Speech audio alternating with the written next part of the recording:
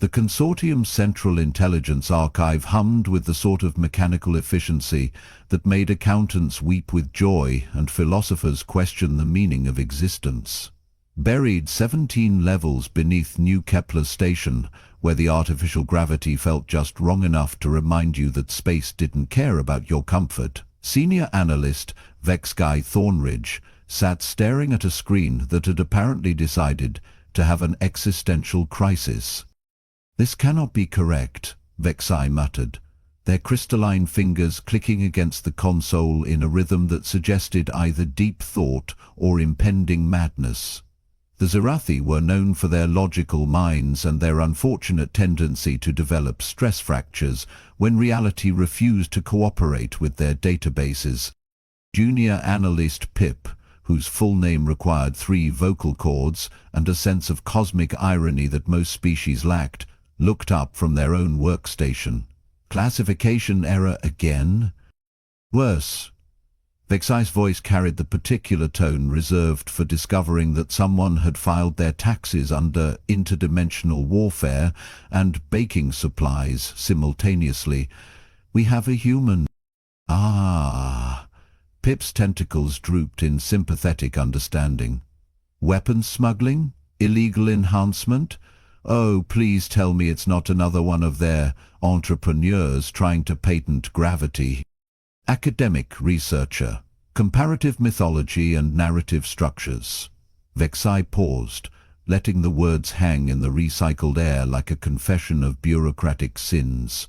"Filed under non-threat, civilian academic, level 0 security clearance." Sounds refreshingly normal for a human.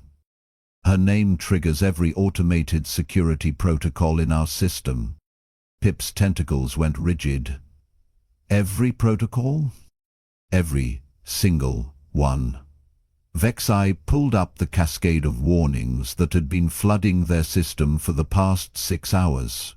Psychological warfare algorithms, memetic contamination sensors, strategic narrative analysis, cultural weaponization detection, and something called the Trojan Horse Prevention Matrix that I didn't even know we had.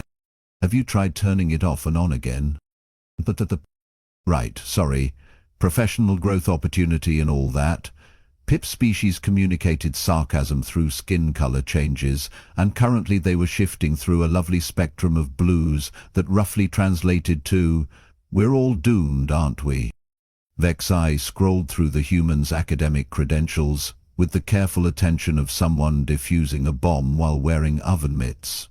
Dr. Eleanor Vasquez, tenure-track professor at New Geneva University, Department of Xenoanthropological Narrative Studies, published extensively on comparative mythology across 12 species, with particular focus on what she terms survival architecture in cultural storytelling.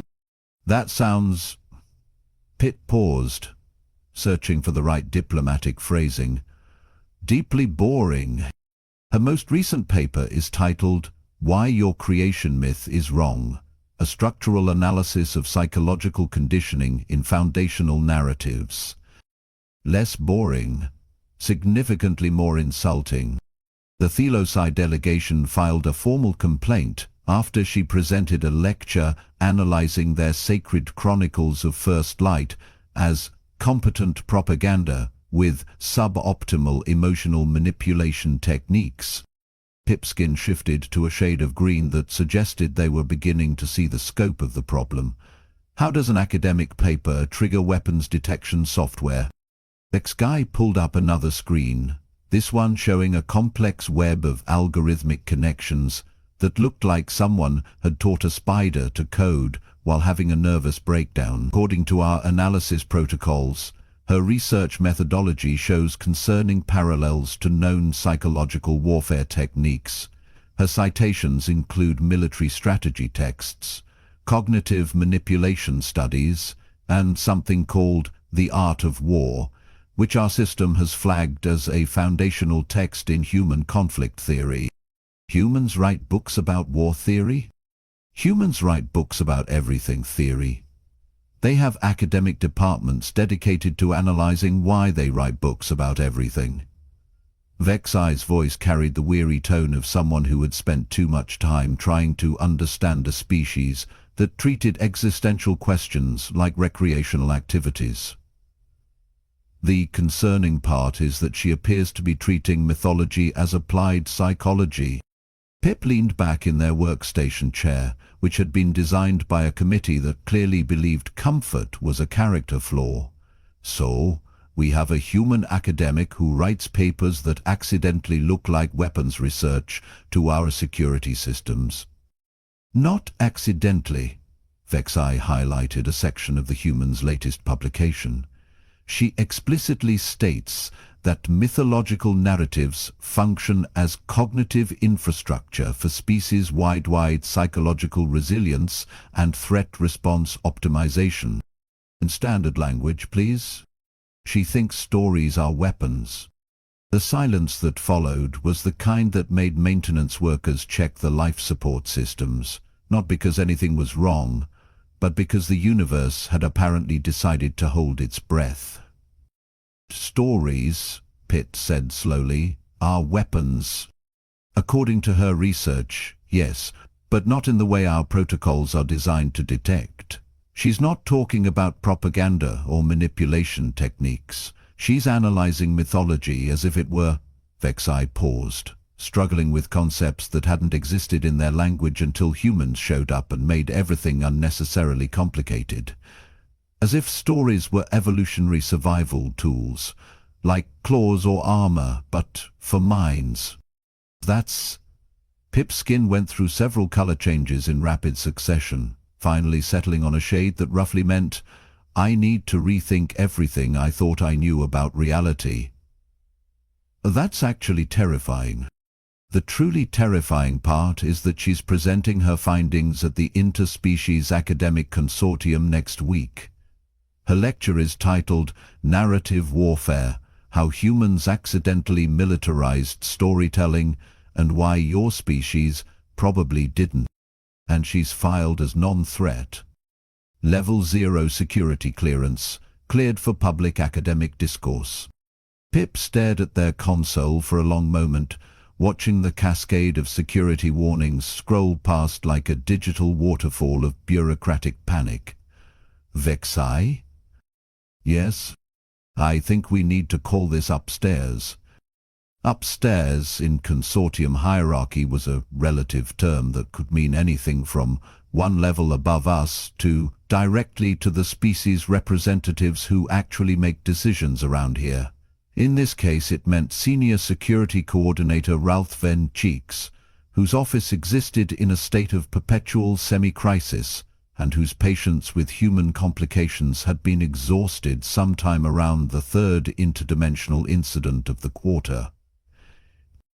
Let me understand this correctly, Coordinator Q said, their voice carrying the particular weight of someone who had read too many reports that began with the phrase regarding the human situation.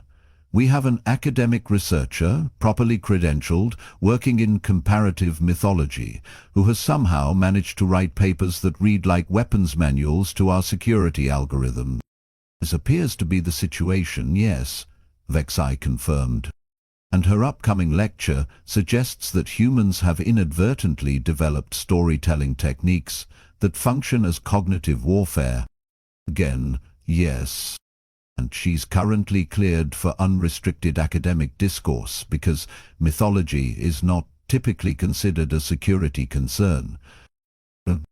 Coordinate Qs leaned back in their chair and made a sound that their species typically reserved for moments when the universe had revealed a new and previously unimaginable way to complicate their lives.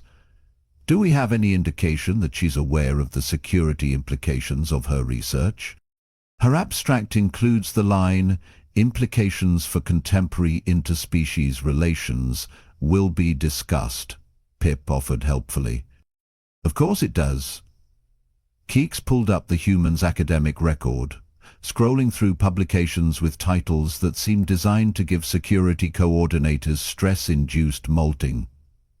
How many species are planning to attend this lecture?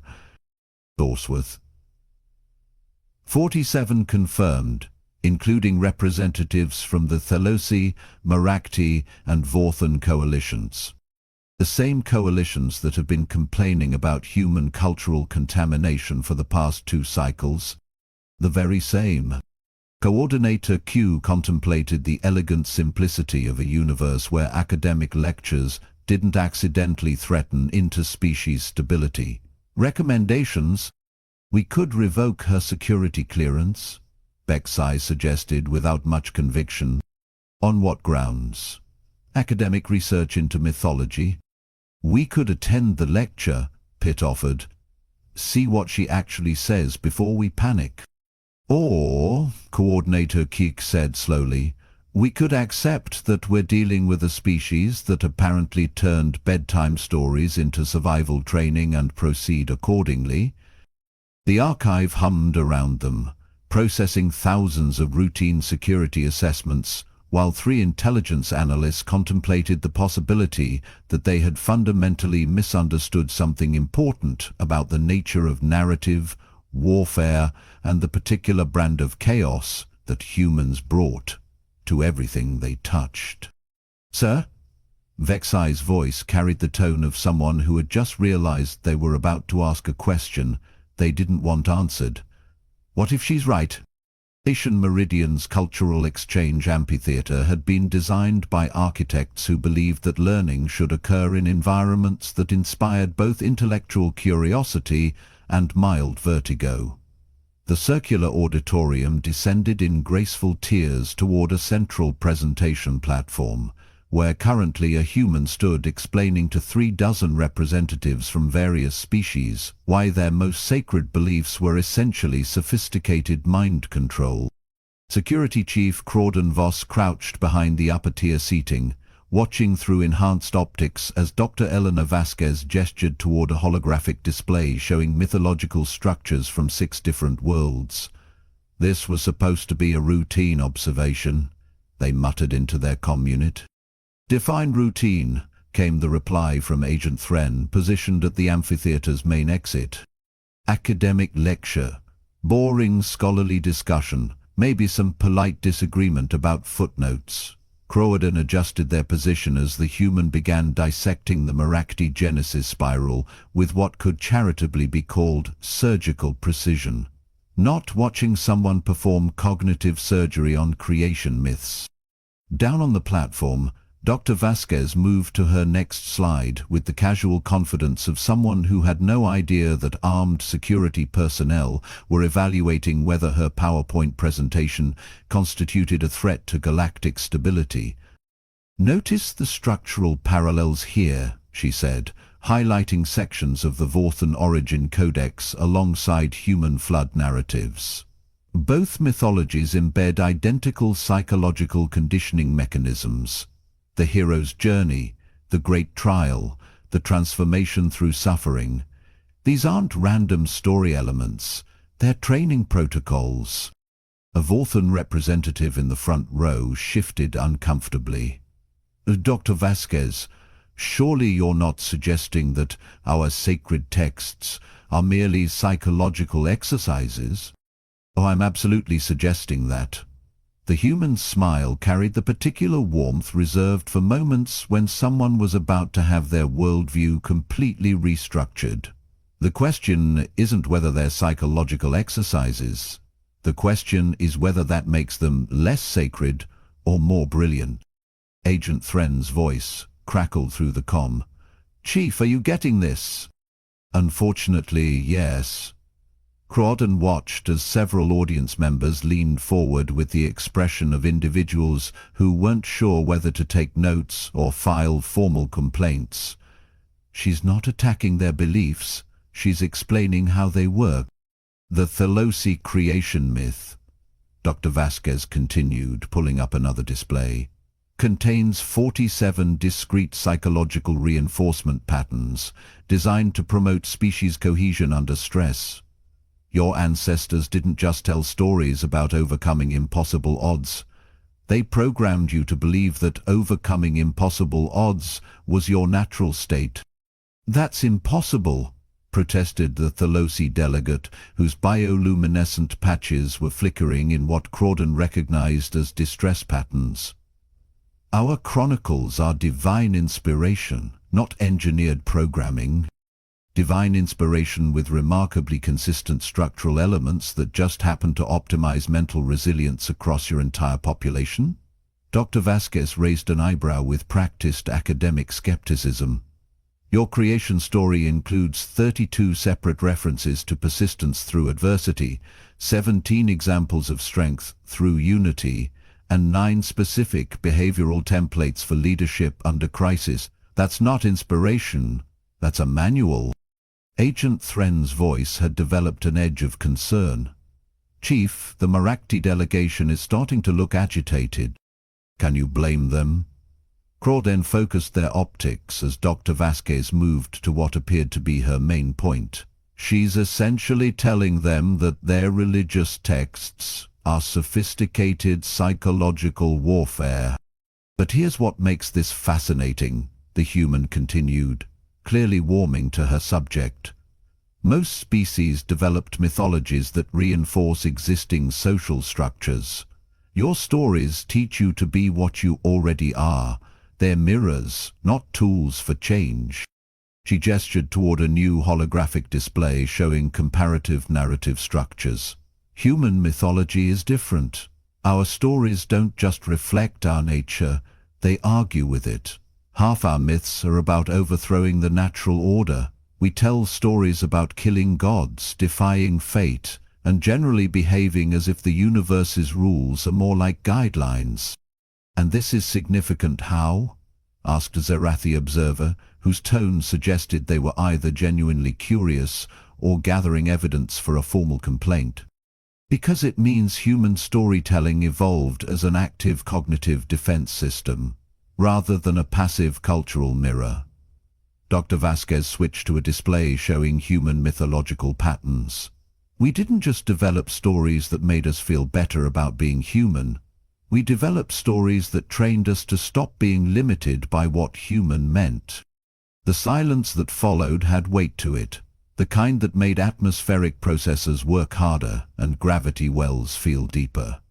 Crawdon watched as 43 of the galaxy's most sophisticated species contemplated the implications of a mythology designed not to comfort but to transform. Let me provide a specific example, Dr. Vasquez said, apparently unaware that her audience was having what could diplomatically be called a collective existential moment. The Prometheus myth. Surface level. Guy steals fire from gods, gets punished. Standard cautionary tale about knowing your place. She pulled up a detailed structural analysis that made Crawdon's enhanced optics hurt. Deeper level. Detailed instructions for beneficial rebellion against authority, with specific psychological frameworks for accepting punishment in service of greater good. It's a training manual for principled resistance, disguised as a story about divine retribution.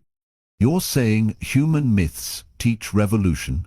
The question came from a Vorthan cultural attaché, whose expression suggested they were rapidly recalculating several interspecies trade agreements. I'm saying human myths teach evolution, personal, social, species-wide. Dr. Vasquez gestured toward another comparative display. Your mythologies generally conclude that things are as they should be.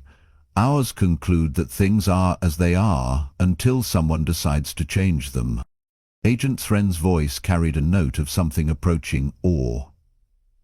Chief, I think I understand why our security algorithms flagged her. Because she's essentially reverse engineering the psychological architecture of human ambition and explaining it to species who've spent millennia believing that cultural stability was the highest virtue. Crawdon watched as several delegates began taking what looked like very detailed notes. That couldn't possibly be concerning. There's more, Dr. Vasquez continued, oblivious to the security assessment occurring in the upper tiers. Human storytelling includes something we call familiar narratives, stories that teach you how to lose productively. Most species tell stories about victory or tragedy. We tell stories about learning from defeat and using it as preparation for the next attempt. The next attempt at what? Asked a Merakti representative, whose tone suggested they weren't sure they wanted to know. Everything. Dr. Vasquez's smile carried the sort of innocent enthusiasm that made seasoned security personnel reach for their incident report forms.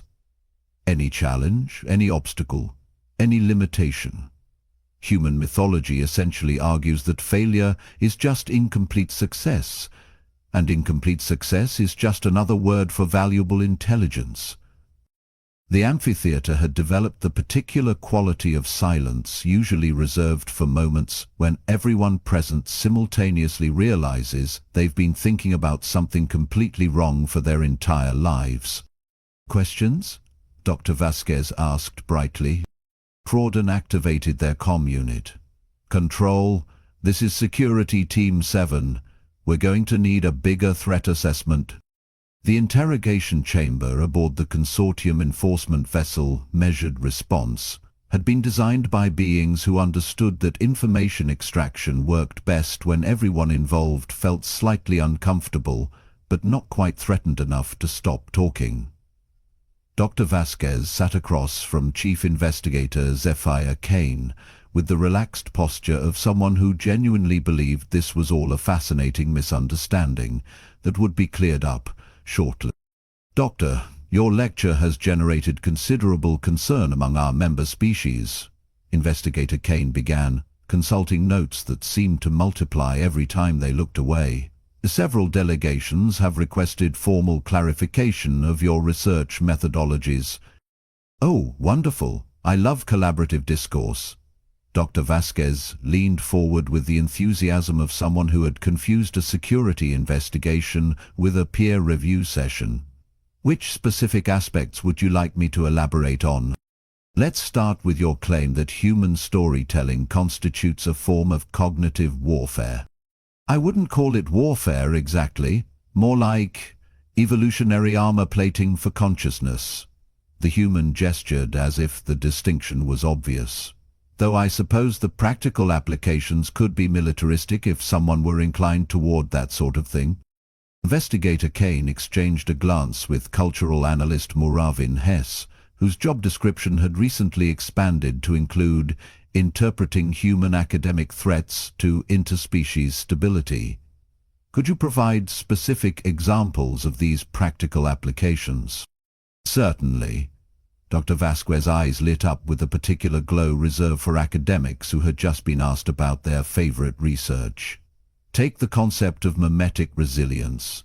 Human children are exposed to hundreds of stories about ordinary individuals overcoming impossible circumstances through cleverness, persistence, and creative rule interpretation. And this creates what effect? Population-wide psychological conditioning that treats systemic obstacles as puzzles rather than barriers. Dr. Vasquez pulled out a portable datapad, apparently having come prepared for exactly this sort of detailed discussion.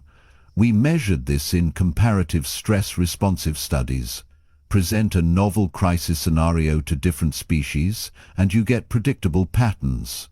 Most populations seek authority guidance or traditional solutions. Logical responses, observed analyst Hess. Absolutely, but humans... Dr. Vasquez shook her head with something approaching admiration.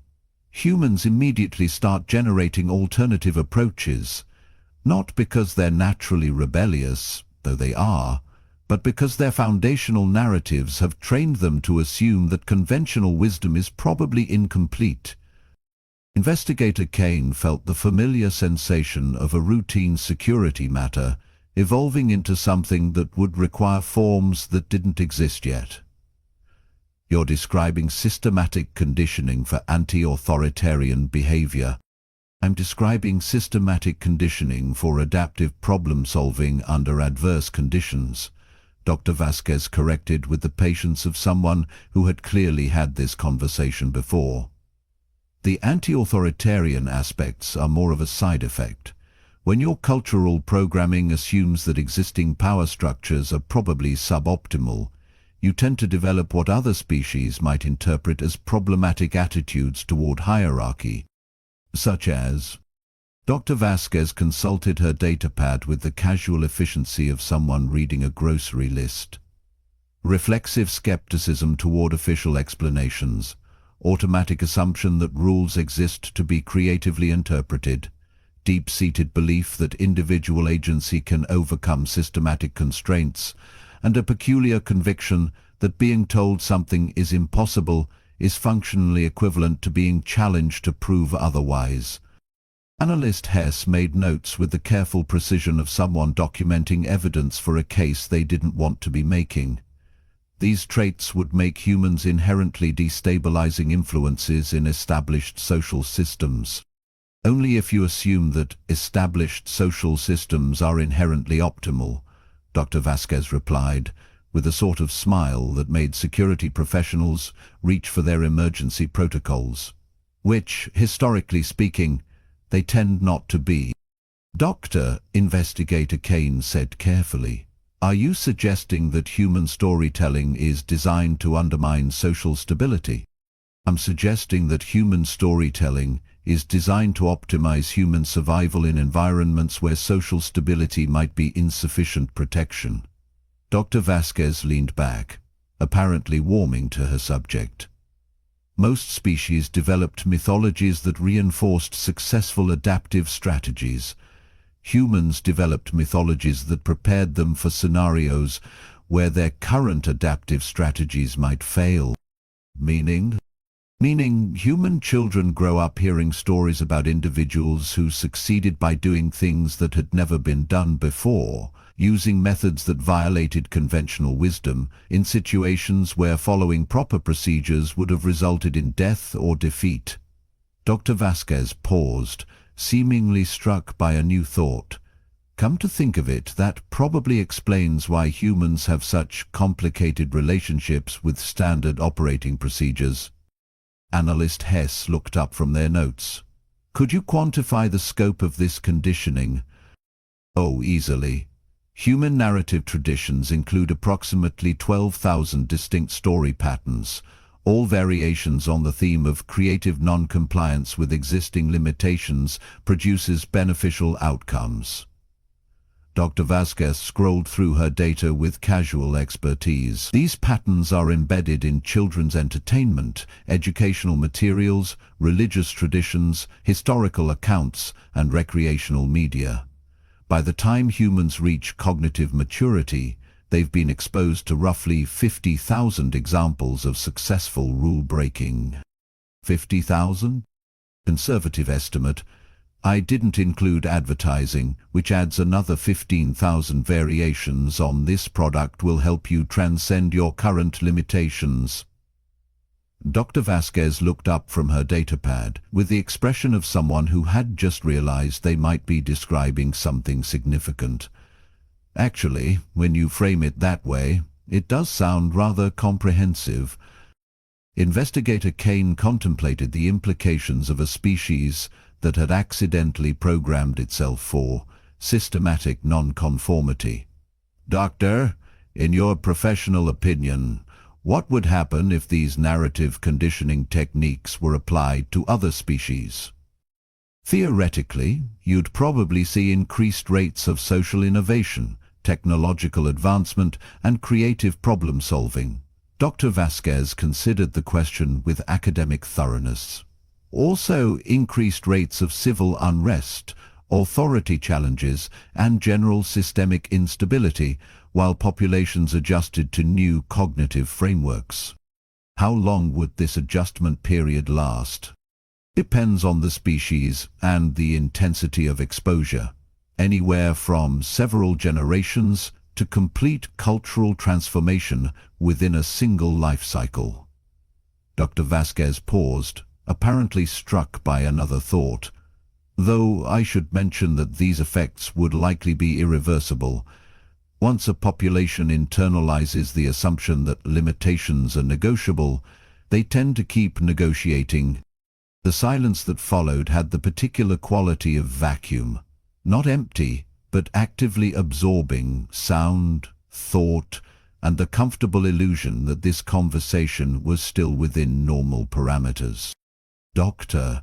Analyst Hess said slowly, "Are you aware that your research essentially describes a method for cognitive restructuring of entire civilizations? I prefer to think of it as documenting naturally occurring psychological architecture." Dr. Vasquez replied with the cheerful obliviousness of someone who had spent so much time studying dangerous ideas that they had forgotten to be frightened by them.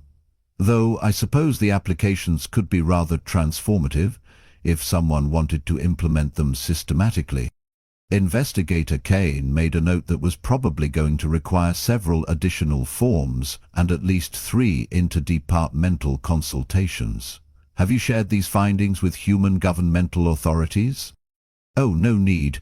Humans already know all this intuitively," Dr. Vasquez gestured dismissively. "They've been using these techniques for thousands of years. My research just maps the underlying structures. It's like documenting how breathing works.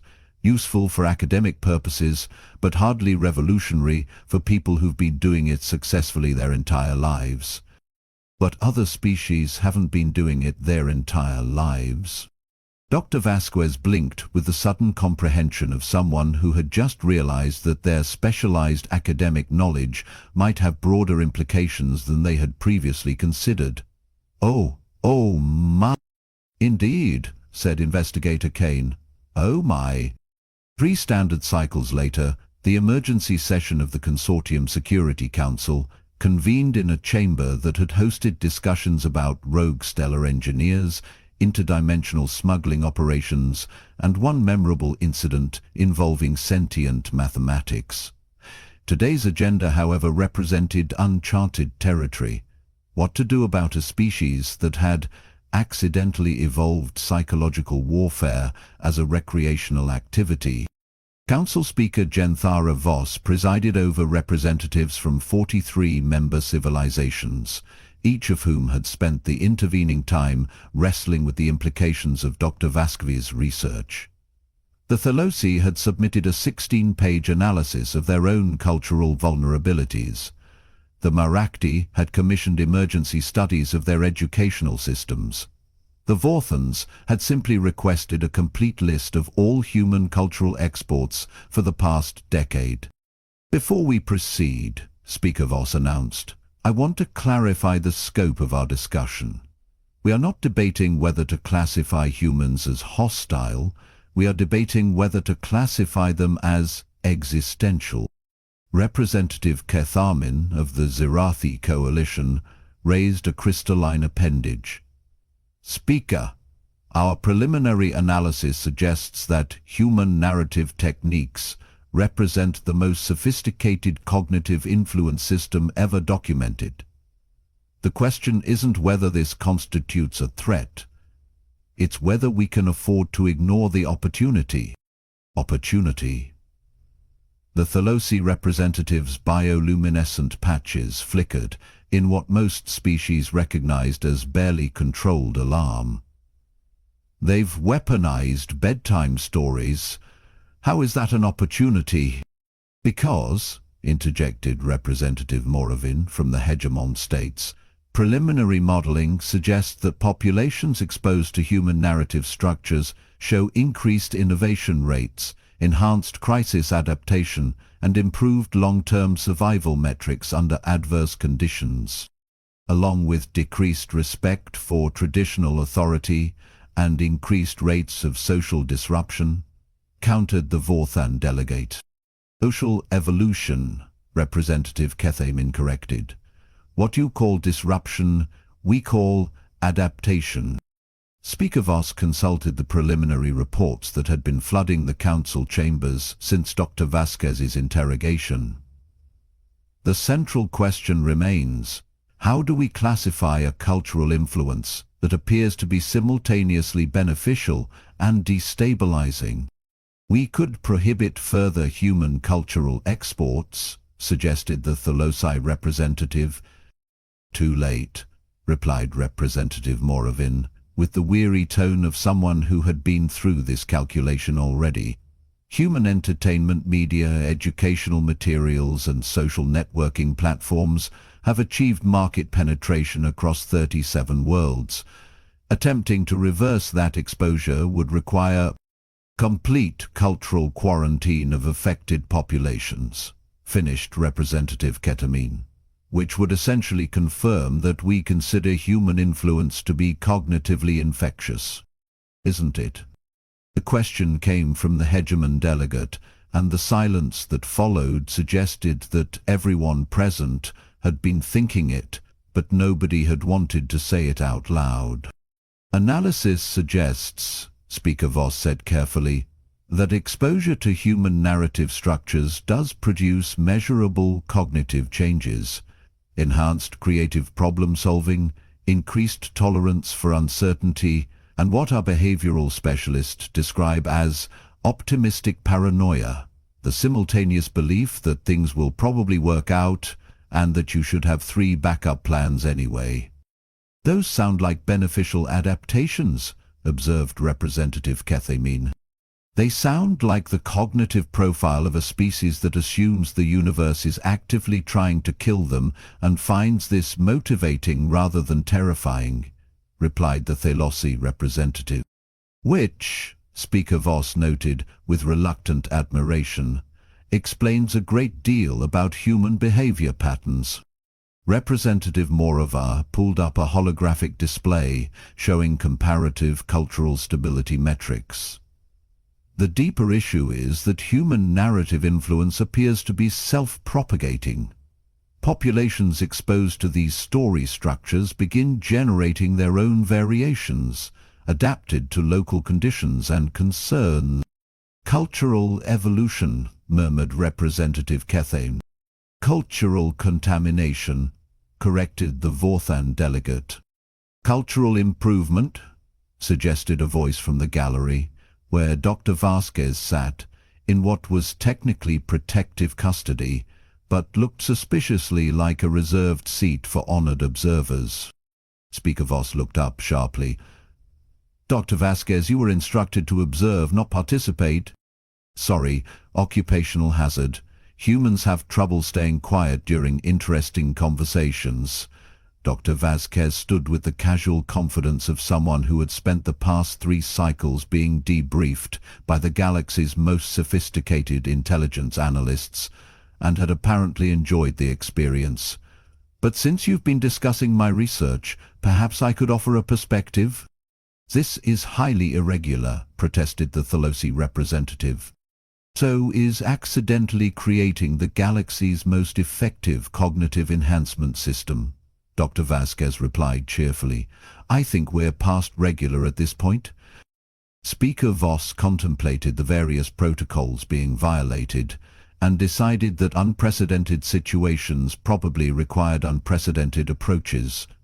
Dr. Vasquez, you have 3 minutes. Thank you. First, the classification problem you're struggling with. You're approaching it backwards. Dr. Vasquez activated a presentation device with the practiced ease of someone who had clearly anticipated this moment. You're trying to categorize human storytelling according to your existing threat assessment models. But those models assume that cultural influence systems are designed intentionally. Human storytelling wasn't designed. Human storytelling evolved under selection pressure for 10,000 years in environments where existing social systems regularly failed catastrophically. Dr. Vasquez gestured toward a display showing human historical patterns. We didn't set out to create cognitive warfare. We developed survival tools for navigating unreliable reality. Representative Ketamine leaned forward with obvious interest. And the difference is? The difference is that design systems have limits. Evolved systems adapt. Dr. Vasquez switched to a new display showing theoretical projections. Your analysis focuses on what human narratives do to other cultures. But human narratives also learn from other cultures. They integrate, modify, and generate hybrid forms optimized for local conditions. Meaning, You're not dealing with cultural contamination. You're dealing with cultural symbiosis. Dr. Vasquez paused, letting the implications settle. Human storytelling doesn't replace existing mythologies. It teaches them to argue with themselves. The chamber fell silent, except for the quiet hum of life support systems working overtime to process the atmospheric changes caused by 43 species collectively holding their breath. Dr. Vasquez, Speaker Voss said slowly, are you suggesting that human narrative influence is inherently cooperative rather than competitive? I'm suggesting that human narrative influence is inherently adaptive. It makes other cultural systems more like itself, not in content, but in flexibility. Dr. Vasquez smiled, with the particular satisfaction of someone who had just solved a puzzle that everyone else was still trying to understand. You can't classify it as a threat because it's not trying to destroy anything. You can't classify it as safe because it changes everything it touches. And you can't classify it as controllable because it's designed to route around control systems. Then how do we classify it? Dr. Vasquez looked around the chamber at representatives from civilizations that had spent millennia perfecting stable, predictable cultural systems, all of whom were now contemplating the implications of contact with a species that had evolved storytelling as a tool for thriving in unpredictable environments. You classify it, she said with the gentle inevitability of someone stating an obvious truth, as the future. Because once you've been exposed to the idea that limitations are negotiable, you can't really go back to pretending they're not. Speaker Voss consulted their notes one final time, looking for a bureaucratic category that could contain a cultural phenomenon that appeared to exist in a state of permanent beneficial disruption. Council recommendation? Representative Keth Amin raised their appendage. We file Dr. Vasquez under educational resource and establish a new classification system for adaptive cultural technologies. Seconded, said Representative Morovin. Reluctantly thirded, added the Vorthan delegate.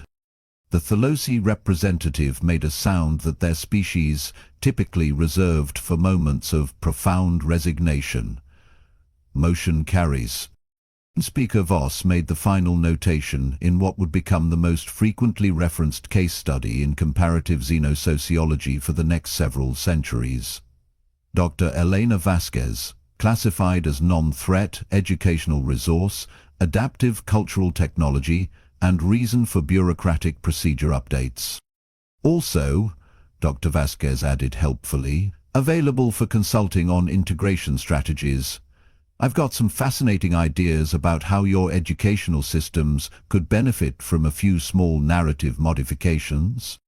The collective sound of 43 civilizations simultaneously realizing that they had just agreed to voluntarily expose themselves to systematic cognitive enhancement was, according to the official record, indescribable but profoundly concerning.